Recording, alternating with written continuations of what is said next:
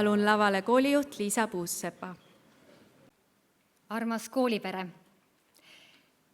siiras rõõm on teid siin täna ilusas eesti keeles tervitada. Raamatuaasta sai möödunud laupäeval otsa. Sai läbi. Meie kooli sünnipäeval külas käinud noor luuletaja Riste-Sofia Käär kirjutas sel laupäeval Postimehe arvamusloos nii. Raamatuaasta on surnud, elagu raamatuaasta. Loomulikult ei tähenda see nüüd, et enam ei loeta, et raamatute väärtus üleeilsega kukkus või et eestikeelne kirjandus enam rolli ei mängi. Eesti kodudes on keskmiselt 200 raamatut. Sellega oleme maailma tipus. Eesti rahvusbibliograafia andmetel on eesti keeles ilmunud pea 219 000 raamatut. Ja need andmed on paari aasta tagused. Siia on omajagu lisandunud. Ja lisandub ilmselgelt veel. Seega on, mida mõnuga lugeda, et iga aasta oleks raamatuaasta. Õnneks näitab emakeelepäeval esitletud Eesti lugejauuring seda, et tõesti jätkuvalt loetakse. Jah, on ühiskonnagruppe, kus lugemine on kahjuks tugevas langustrendis ja selle üle on muidugi kurb meel. Kuid väga oluline on sellest uuringust kaasa võtta teadmine, et noored loevad.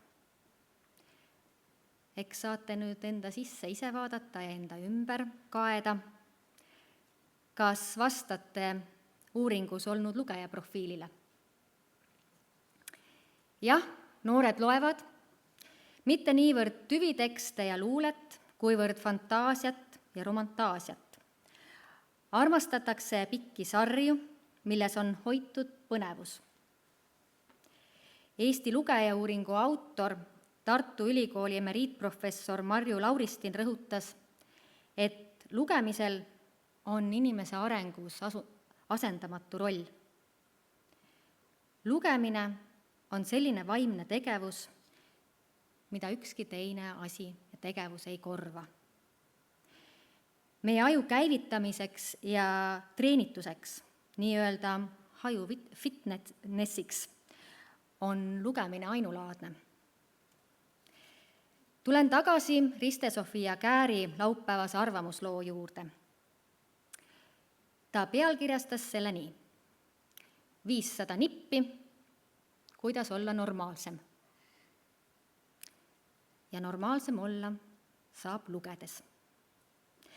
Ta kirjutab, raamatute lugemisel on üks paratamatu kõrvalprodukt, mida alahindama kiputakse.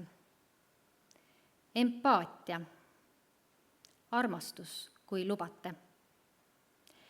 Seda ei saa õppida eneseabi ega turundusõpikust, koeratõugude raamatust, vaid pealt näha sellest kõige ebainformatiivsemast, tühisest ajaviitest, millest mingit mõõdetavat tulu justkui ei sünni. Ilukirjandusest. Nii kirjutab Riste-Sofia Käär. Lugejauuring viitab, et noored tõesti armastavad lugeda, aga 2/3 sellest inglise keeles. Ühelt poolt öeldakse, et ei loeta, sest pole aega, ei huvitu. Teiselt loetakse just inglise keeles, sest on odavam, on kiirem, ei pea ju tõlget ootama. Ja väidetakse, et tõlkes läheb sõnu ja sõnum kaduma. Paneme selle mõtte aga teistpidi. Eesti keel on rikas ja mitmekesine. Meil on maru palju sõnu, mis on vaid meie oma keelele omased, mida keeruline tõlkida ja mis annab peale meie keele kõla teise varjundi juurde mõttele, et me keel on kui haldjate salakeel. Eesti keele kõnelejatena me teame ja mõistame, mida mõni salasõna tähendab, mis on selle mõte ja tuum. Näiteks sõna õhin, milles väljendub siirast ja natuke lapselikku vaimustust millegi suhtes. Või sõna hingesoojus, justkui nagu südamesoojus, aga sisaldab midagi ka vaimsel tasandil. Neid sõnu ei saa edasi anda võõrkeelsete sõnadega. Sõna oma on üks kultuuriliselt laetud sõna. Tähistab meie oma kuuluvust, lähedust, identiteeti. Inglise own ei kanna sama kogukondlikku ja identiteediga seotud tähendust. Ka sõna viitsima on keerukas tõlkida või südikas. Nimetage ainult, saate sõnaloeteluga mõnusalt edasi minna. Hoidke seda sõnade mitmekesisust ja sõnade tähendust.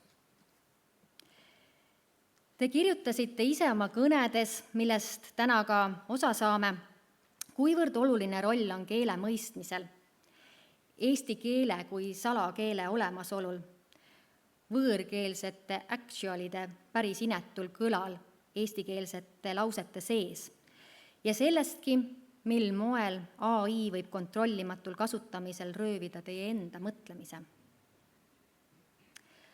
Ainult meie saame aru väljendist auku pähe rääkima seda, et kellegi pähe ei teki rääkimise tagajärjel auk, vaid et kedagi püütakse veenmisega nõusse saada. Ainult meie teame, et seanahka vedama ei ole seotud sigadega. Või et kui hammas on verel, siis see pole hambaarsti teema. Või et kui keegi mängib mäkra või teeb karuteene või ajab kägu, siis ei ole see mõne aasta looma valimiskampaania. Ja ilmselgelt teate te, kuidas tegutseda nii, et kõik läheks lepase reega ja elu veereks nagu hernes. President Lennart Meri on kõnelenud. Eesti riik on kulukas ja Eesti riik on kallis. Ta on kulukas kodaniku rahataskule ja ta on kallis kodaniku südamele. Kuid see riik on loodud selleks, et meie keel ja kultuur võiksid püsida ning areneda. Väike maa ja rahvas saab püsida ainult siis, kui ta hoiab oma keelt ja mälu. Kuidas seda teha? Lugedes ja lugusid rääkides. Eesti keelt ja selle eripära hoides.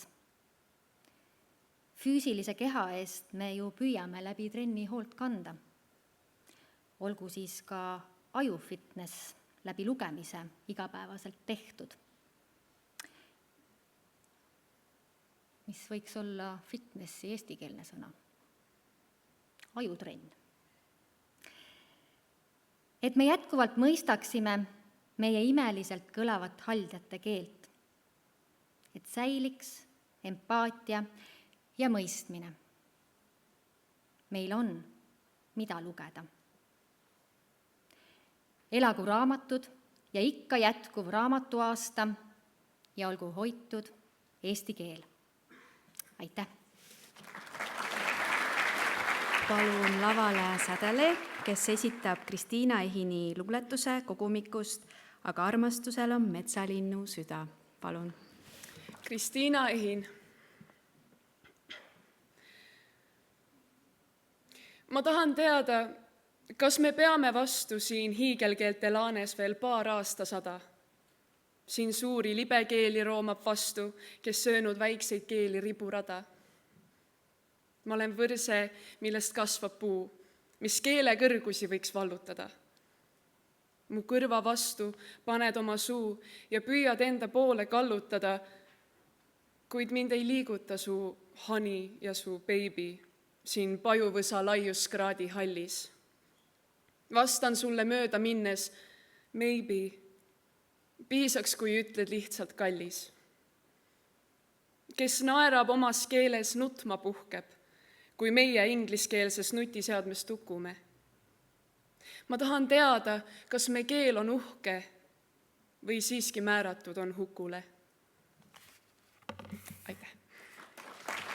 Nii, täna teise tunni aeg toimus väga meeleolukas mälumänguturniir ja nüüd avaldame tulemused. Palun siia lavale Kärt Vilumetsa ja Anneli Raua, kes teevad kokkuvõtteid. Nii, ja aga enne mälumängu läheme veel natukene ajas tagasi, läheme jaanuarikuu lõppu, kui oli Eesti kirjanduse päev. Ja mäletate, täitsite ühe küsimustiku. Nii, teeme kiire kokkuvõtte sellest ja siis läheme kohe mälumängu juurde.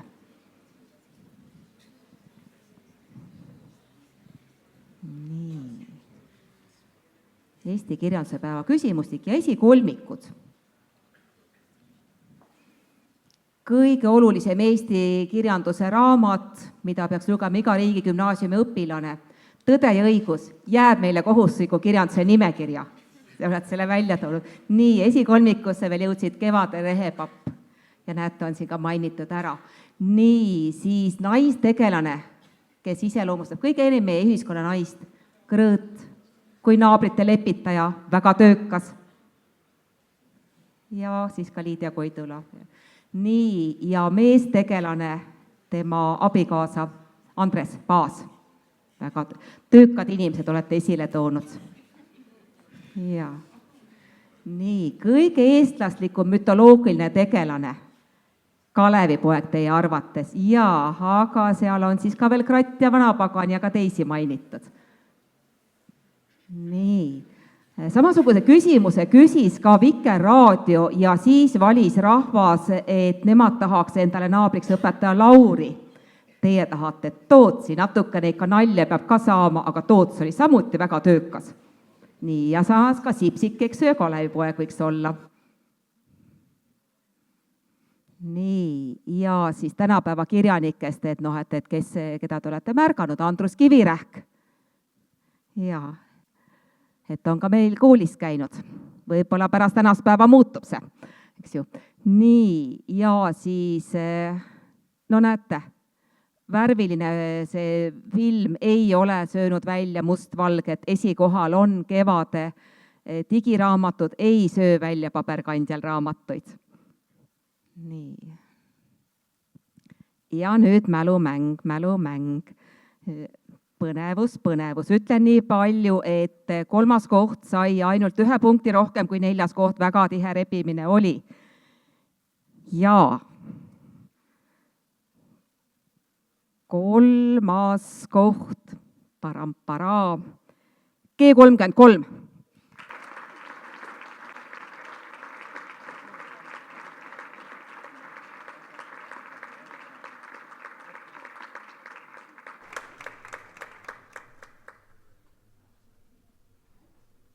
Ja kes siis tegi napilt ära G33-le?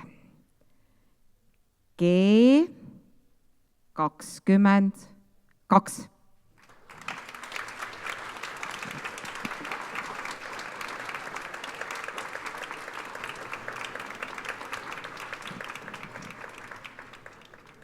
Ja ainult üks võistkond sai rohkem punkte kui G22. Ainult üks võistkond jõudis esikohale. Õpetajad.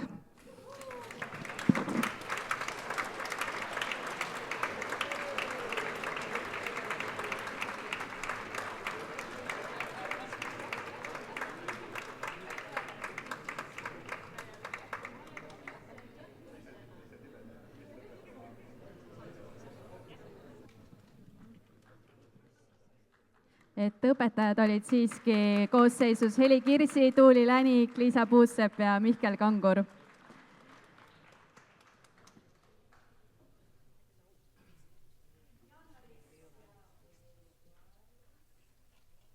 jaa, aitäh. Jaanuaris ja veebruaris viisid emakeeleõpetajad läbi emakeele kõnevõistluse. Emakeele kõnevõistluse eesmärk on arendada ja väärtustada eesti keele teadlikku ja ilmekat ja sisukat kasutamist, julgustades osalejaid väljendama oma mõtteid selgelt, loovalt ja isikupäraselt. Selleaastased teemad olid: mis maa see on? Peeter Volkonski. Milleks meile emakeel? Anneli Raud. Milleks meile tehisaru? Tehis on sulgudes. See oli presidendi kirja ja mõttetalgute teema 2026. Ning viimaseks ma tahan teada, kas me keel on uhke või siiski määratud on hukule. Kristiina Ehin. Emakeeleõpetajad tegid pärast tundides toimunud kirjutamisi esialgse valiku ning sõelale jäid 16 kõnet, kelle vahel hakkas žürii võitjaid valima. Need 16 õpilast olid Andris Küttis, Anette Valter, Anni Alviste, Emma Afanassjev, Janno Baumann, Aron Liiv, Elis Part, Eliise Tõnurist, Emily Nõulik, Kristjan Soidla, Marie-Katriin Madisson, Mesike Siv Helemeel Alvee, Martin Saar, Mirel Karing, Rebecca Palu ja Teele-Ann Tint. Palun aplausi neile kõigile.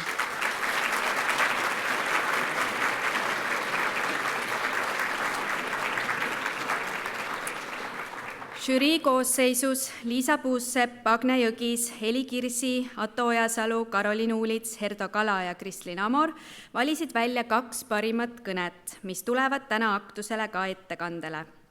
Kuid välja anti ka 2 eriauhinda: parim teemaarendus ja parim keelekasutus. Parima teemaarenduse eest pälvis meil kõne eest Milleks meile tehisaru Janno Baumann, G22, palun tule siia.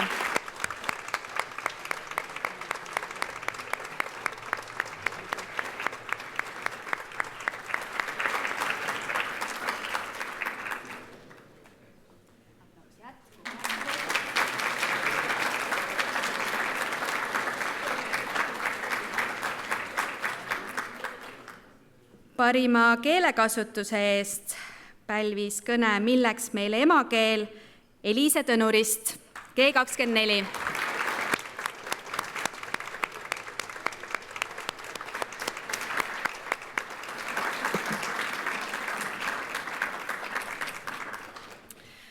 Lisaks soovime tunnustada veel ühte kõnet, mis oli 2 võitjakõnega peaaegu võrdväärne, kuid kuna aktuse kavasse pääses ainult 2 kõnet, siis tuli teha valik. Aron Liiv, sinu kõne Milleks meile emakeel jättis lugejatele väga sümpaatse mulje ning väärib tunnustamist. Palun tule siia.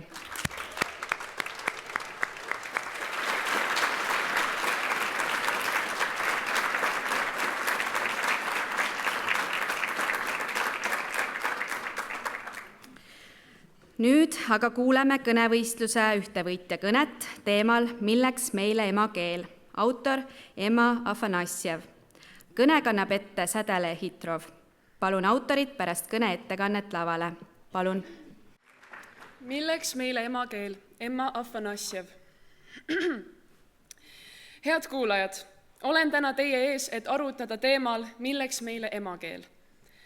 Tänapäeva kaasaegses maailmas on võõrkeeled muutunud meie igapäevaelu loomulikuks osaks. Alateadlikult laseme neil üha enam oma emakeelde, eesti keelde sisse murda. Peame oma emakeelt sageli nii tavaliseks ja harjumuspäraseks, et ei mõtle selle hoidmise tähtsusele. Milleks on siis vaja emakeelt? Esiteks, vajame emakeelt selleks, et tunda ühtekuuluvust. Ühine keel loob inimeste vahele nähtamatu sideme ja annab tunde, et kuulume ühte kogukonda. Näiteks laulupeol ühendab eesti keel tuhandeid inimesi, isegi neid, kes igapäevaselt ei kohtu. Sama tunne tekib ka välismaal viibides, kui kuuleme ootamatult enda ümber eesti keelt. See loob äratundmisrõõmu ja turvatunde. Emakeel loob justkui omaette ringi, kuhu kuulumine paneb inimese tundma erilisena ja teistega sügavamalt seotuna. Teiseks on emakeel oluline meie kultuuri ja ajaloo säilitamiseks. Keele kaudu antakse edasi rahvalaule, vanasõnu, kirjandust ja traditsioone. Näiteks Eesti regilaulud ja rahvajutud on säilinud just tänu sellele, et neid anti põlvest põlve edasi eesti keeles. Kui keel hääbub, kaob ka rahva eripära. Seetõttu on emakeel meie kultuuri rajaja ja hoidja, mis ühendab mineviku olevikuga ning võimaldab tulevastel põlvkondadel mõista oma juuri. Kolmandaks, vajame emakeelt eneseväljenduseks. Oma sügavaid ja keerulisi tundeid on kõige loomulikum väljendada just emakeeles. Näiteks paljud Eesti kirjanikud ja luuletajad loovad oma loomingut emakeeles, sest see võimaldab edasi anda ka kõige õrnemaid tundeid ja mõtteid. Ka igapäevaelus on lihtsam rääkida oma muredest ja unistustest keeles, mis tundub omane ja turvaline. Seega aitab emakeel meil oma mõtteid kõige paremini väljendada. Kokkuvõtteks võib öelda, et emakeel on palju enamat kui lihtsalt suhtlusvahend. See annab meile ühtekuuluvustunde, kannab edasi meie kultuuri ning aitab väljendada oma mõtteid ja tundeid. Ilma emakeeleta kaotaksime osa oma identiteedist. Seetõttu peaksime oma keelt hoidma ja väärtustama iga päev. Emakeel ei ole tavaline ega harjumuspärane. See on meie ühine rikkus ja vastutus. Palun kõne autor lavale.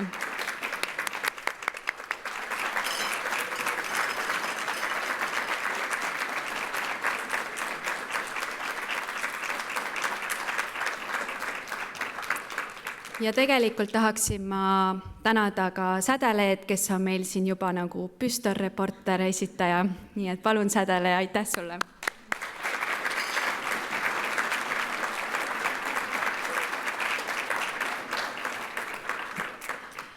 Õpetajad Kadri Mark ja Elo Üleoja esitavad laulu Siin see on see minu kodu. Muusika Piret Rips laul, tekst Leelo Tungal.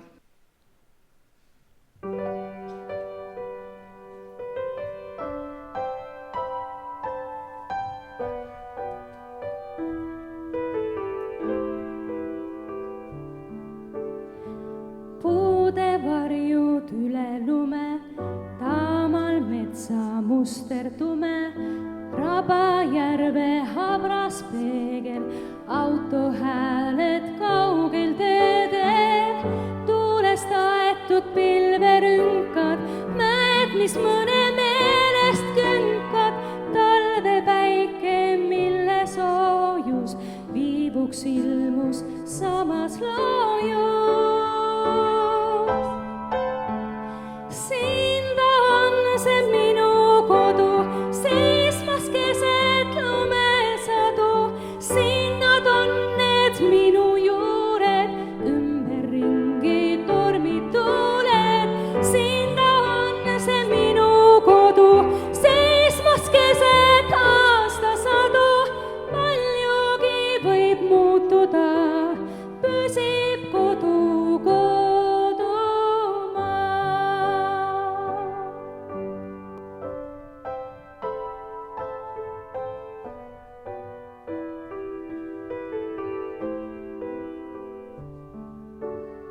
Siit on sõjad üle käinud, ühed tulnud, teised läinud, siin on tundnud iga talu leina loobumise valu.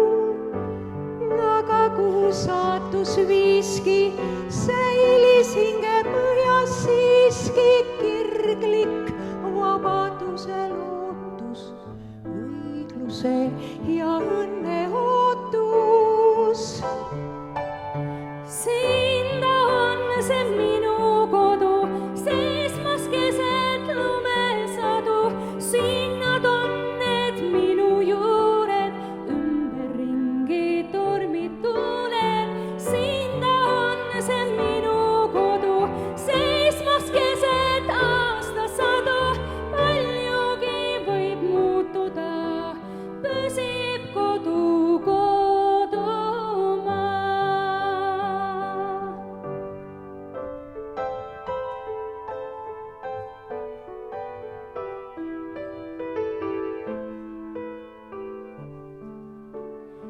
Kas veel kuskil kannab õhtu sellist tuule värsket õhku, nagu siin mu kodukohas, kus on lumi kirkalt puhas, kuigi ma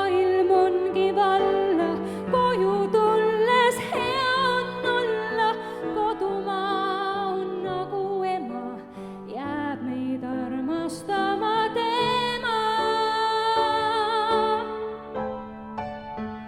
Sinna on see minu kodu, seismas keset lumesadu. Sinnad on need minu juured, ümberringi tormituuled. Sinna on see minu kodu, seismas keset aastasadu. Paljugi võib muutuda, püsib kodu kodu.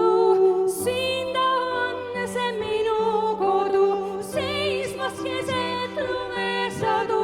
Sinnad on need minu juured, ümberringi tormituuled. Sinna on see minu kodu, seismas keset aastasadu. Paljugi võib muutuda, püsib kodu kodumaa.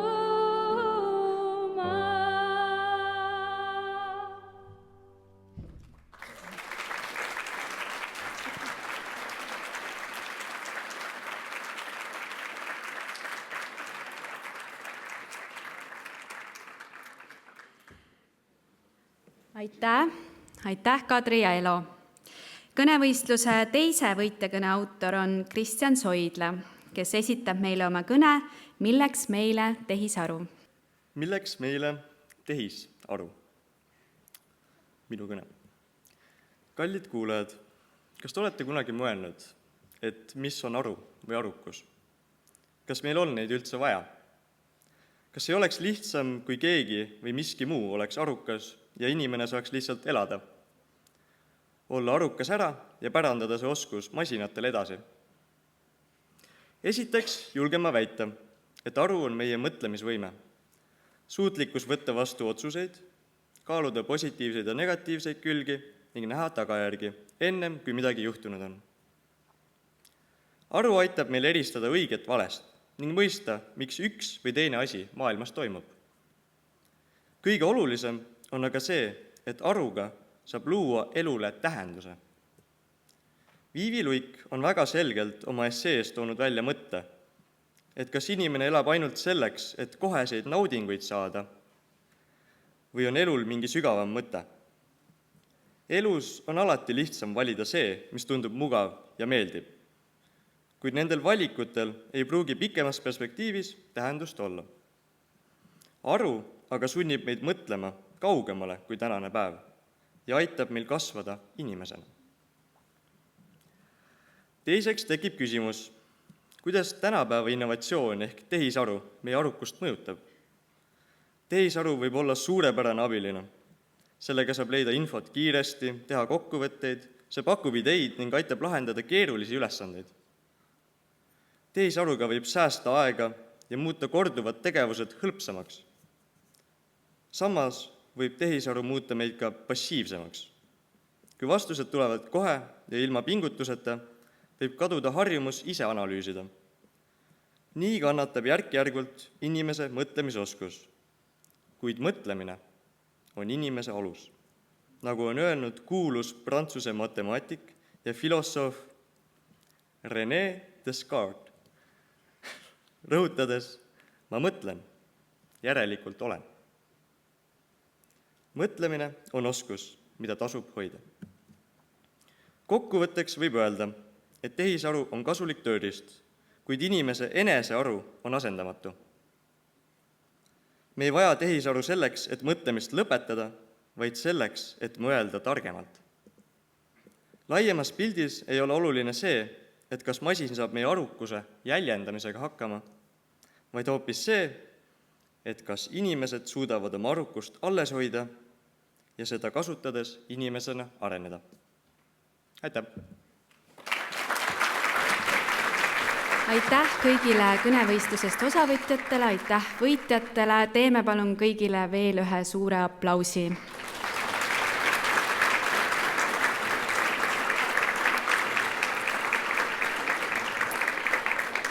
Nüüd aga on mul rõõm kutsuda lavale kirjaniku ja esseisti Jan Kausi, Tema eestvõttel tuli kokku 2 kirjanikust, tema ning lisaks siis veel Indrek Kohv, ning 2 teatritegijast Eeva Kolditsast ja Toomas Tähest koosnev seltskond, et tuua lavale Raymond Queneau stiiliharjutustest tõukuv samanimeline lavakava, mille esietendus toimus 10. märtsil 2018. Trupp on andnud üle 50 etenduse üle Eesti ning külalisetendusi Berliinis, Brüsselis, Luksemburgis ja Pariisis. Täna on meil võimalik kogeda selle menuki lühendatud versiooni. Palun, Jan. Tervist! Väga suur rõõm, et mind on siia kutsutud. Nii et jah, ma räägin teile siis täna sellisest raamatust, mille on kirjutanud Prantsuse avangardkirjanik Raymond Queneau. Raamat kannab pealkirja Stiiliharjutused ja nüüd võib muidugi tekkida igati õigustatud küsimus, et miks ma tulen rääkima emakeelepäeva puhul prantsuse kirjandusest. Ja siin on 2 head seletust. Esiteks, see raamat on väga hästi eesti keelde tõlgitud. Siin on olnud 3 tõlkijat, Triinu Tamm, Jaana Boorila ja vanameister Ain Kaalep. Teiseks, minu meelest ükski teine raamat, ma olen oma elu jooksul lugenud, ma arvan, 1000 raamatuid, ükski teine raamat ei räägi nii hästi sellest, mida õieti tähendab keele kasutamine, mida õieti tähendab keel. Et ma arvan, et paljud siin ju eriti kirjandust ei loe või ei pea kirjandust oluliseks ja see on okei, aga keelest ei saa me üle ega ümber. Me peame keeles suhtlema, me peame keelt kasutama ja Queneau raamat näitab väga hästi, mida see õieti tähendab, mida see õieti endaga kaasa toob. Aga siis selleks, et see jutt ei jääks teoreetiliseks, hakkan ma siit raamatust mõningaid peatükki ette lugema. Palun lippude juurde tulla ja palun lippude väljaviimiseks püsti tõusta.